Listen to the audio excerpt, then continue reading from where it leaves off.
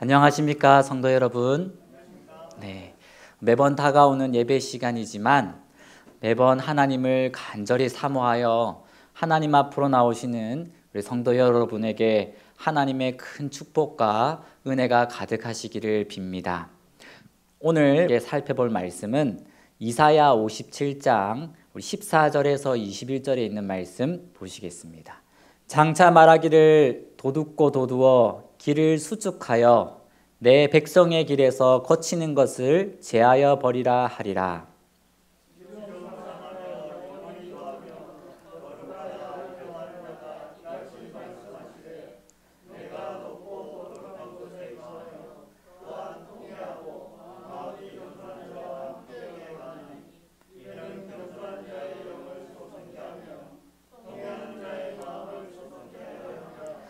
내가 영원히는 다투지 아니하며 내가 장구이는 노하지 아니할 것은 나의 지은 그 영과 혼이 내 앞에서 곤비할까 함이니라.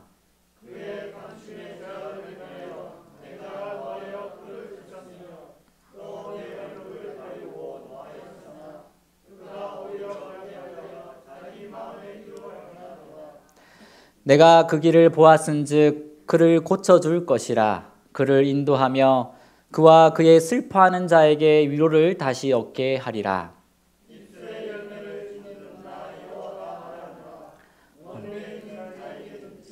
가까운 데 있는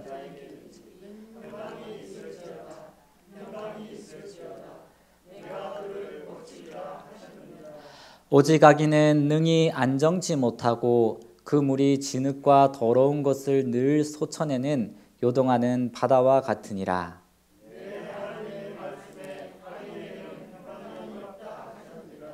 아멘. 저희 할머니는 마산에 사셨었는데 살아 계셨을 때 누나보다 저를 더 많이 사랑하셨습니다. 아들이라서 그래서 저희 어머니가 처음 저희 누나 딸을 낳았을 때는 할머니는 쳐다보지도 않고 또 어머니와 아기와 함께 낳은 지 며칠도 되지 않았는데 할머니는 버스를 타고 집에 왔다고 들었습니다. 그런데 아들을 낳았을 때는 얼마나 좋아하셨는지 아버지도 어머니가 딸을 낳았을 때 찾아보지 못한 이 밝은 미소를 저를 낳았을 때 환하게 웃으셨다고 이렇게 들었습니다.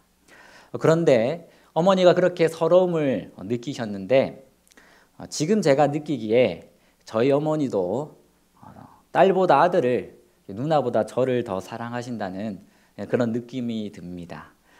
부모님의 본심을 제가 오해할 수도 있습니다. 그런데 다른 부모님을 봐도 내 마음에 좀 더 드는 자녀를 그리고 부모님마다 조금씩 더 사랑하는 자녀가 있는 것 같습니다. 저는 이렇게 생각하는데 여러분들은 어떠십니까? 맞습니까? 아닙니까? 맞습니까? 예. 요즘에는 아들보다 딸을 더 사랑하는 것 같습니다. 오늘 살펴볼 이사야 선지자의 말씀에도 보면 하나님이 함께하는 사람 두 종류의 사람이 나옵니다. 그런데 그 두 종류의 사람이 전혀 다른 사람인데 하나님은 정말로 다 똑같이 사랑하십니다. 첫 번째로는 통회하고 마음이 겸손한 사람과 함께 하십니다. 이사야 57장 15절에 보면 지존무쌍하며 영원히 거하며 거룩하다 이름하는 자가 이같이 말씀하시되 내가 높고 거룩한 것에 거하며 또한 통회하고 마음이 겸손한 자와 함께 거하나니 이는 겸손한 자의 영을 소성케 하며 통회하는 자의 마음을 소성케 하려 하신다고 하셨습니다. 그런데 이 두 번째 함께 하시는 사람이 그 뒤에 17절 18절에 나오는데 탄심과 제약으로 배역하여 자기 마음의 길로 행하는 자도 하나님이 함께 하십니다. 그래서 18절에 보면 이런 자를 어떻게 또 하시겠다고 나오냐면 내가 그를 보았은즉 어떻게 해주시겠다고요? 고쳐주시겠다고 이렇게 말씀을 하십니다. 이게 바로 하나님이 두 번째 함께 하시는 사람입니다. 그래서 이 19절 그 다음 19절에 보면 하나님은 이렇게 얘기하십니다. 입술에 열매를 지는 자 나 여호와가 말하노라. 먼데 있는 자에게든지 가까운 데 있는 자에게든지 평강이 있을지어다. 평강이 있을지어다. 내가 그를 고치리라 하셨느니라. 예, 여러분 아멘이십니까? 네, 제가 이 말씀을 보면서 참 감사했습니다. 하나님은 정말 은혜로운 분이시구나 라고 생각을 했습니다. 그래서 세상 사람들은 사람들을 보고 평가를 할 때 좋은 사람, 나쁜 사람으로 생각하고 또 의인과 죄인 두 종류로 나눌 수 있지만 이 하나님께서 생각하시는 사람은 이 세 종류의 사람이 있습니다. 하나님을 믿는 사람과 믿지는 않지만 어떻게 할 사람입니까? 돌아올 사람입니다. 그리고 마지막으로 이 세 종류의 사람은 하나님을 믿지 않고 마침내 거절하는 사람입니다. 이 사람을 하나님이 뭐라고 하냐면 21절에 보면 이 악인이라고 합니다. 이 악인이라는 이곳에 쓰여진 이 악인이라는 이 원어의 뜻은 무엇이냐면 완고하고 회개하기를 거절하는 사람입니다. 그래서 계속 거절하고 완고히 하나님을 부인하는 자 외에는 하나님께서 어떻게 하시는 사람입니까? 다 함께하는 사람인 것입니다. 저 사람이 아무리 돌아올 가능성이 없이 보인다 할지라도 하나님이 어떻게 하신다는 겁니까? 그 사람과 함께 하신다는 겁니다. 부인만 하지 않으면 말입니다.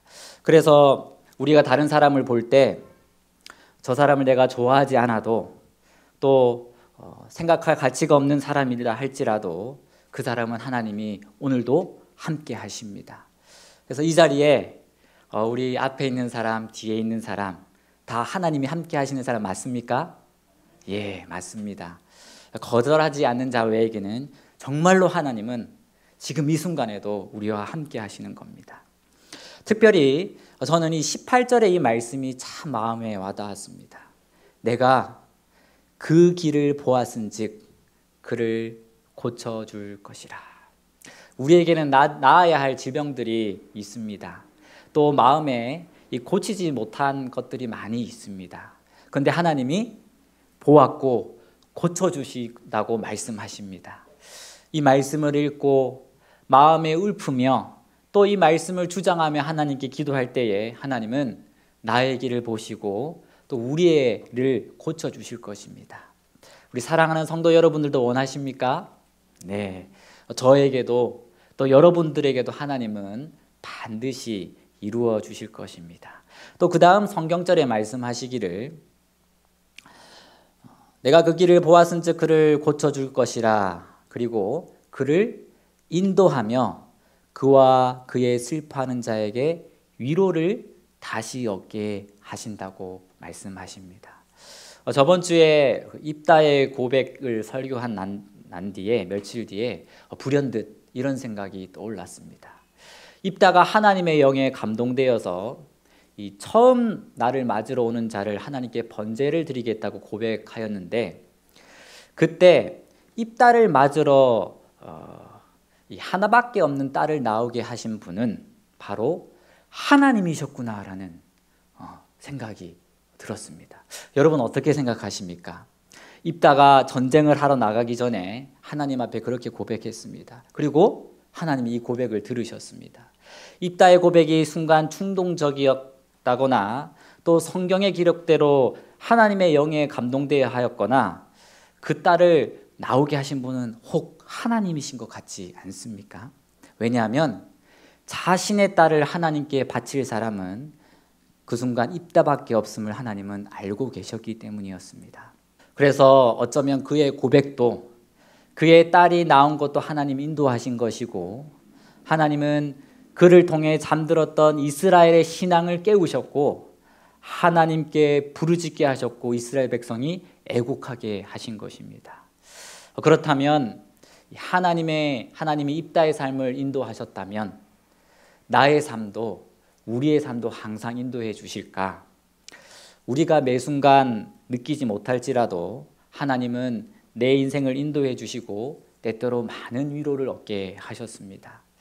우리가 하늘에 간다면 우리는 알게 될 것입니다. 나에게 일어났던 대부분의 일들이 하나님이 인도하셨다는 것을 확인하고 깨닫게 될 것입니다. 내가 그 순간에 그곳에 간 이유도, 그때 그 사람을 만난 이유도, 지금 내가 이곳에 있는 이유도, 내가 일하고 있는 이곳도 하나님이 인도하셨음을 말입니다. 그리고 우리는 너무나 감사하고 순간순간마다 인도해 주신 그 하나님께 우리는 엎드려 경배해 드릴 것입니다. 이런 하나님의 인도하심을 기억하여 정말 우리 모두 하나님을 거절하는 자는 절대로 되지 않았으면 합니다. 20절, 21절에 하나님은 이사야를 통하여 이 악인의 삶을 말합니다. 악인은 자신의 삶을 개척해 나가고 결정하여 열심히 살지만 평온을 얻지 못할 것이라고 말을 합니다.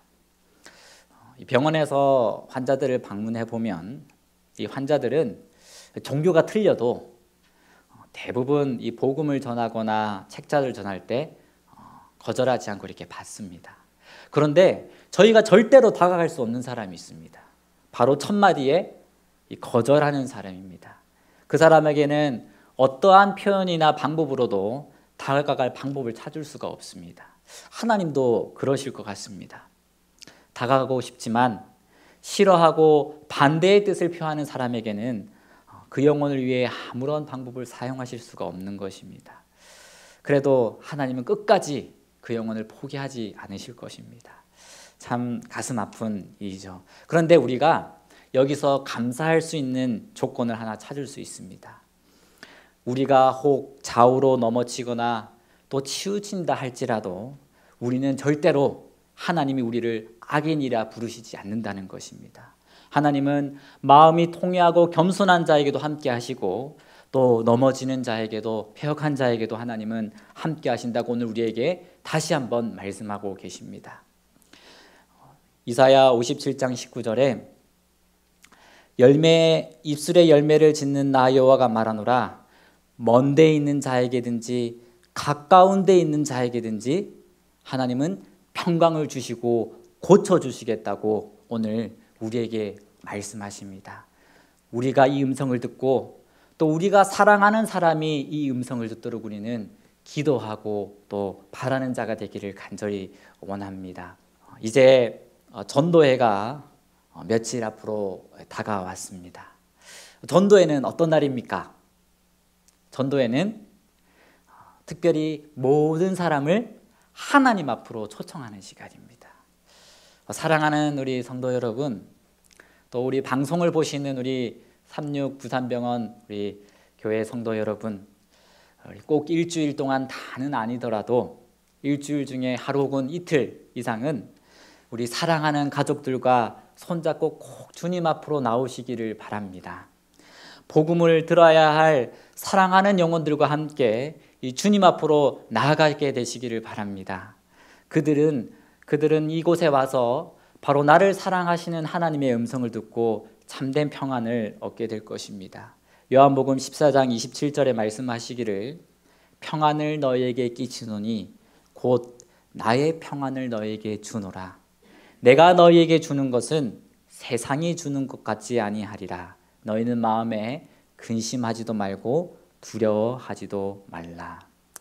세상 사람들이 얼마나 근심에 쌓여 살아가고 있습니까? 또 하나님을 믿는 사람도 마찬가지입니다.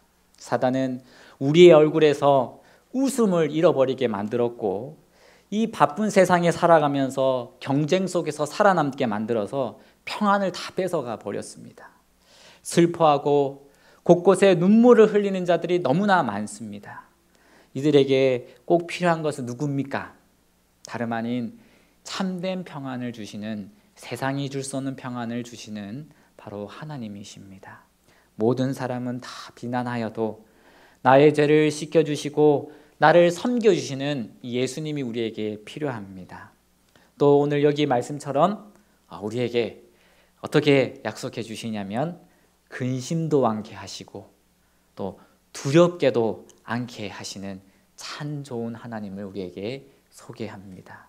우리 그분 앞으로 우리 나아가시는 우리 저와 성도님이 되시기를 간절히 바랍니다.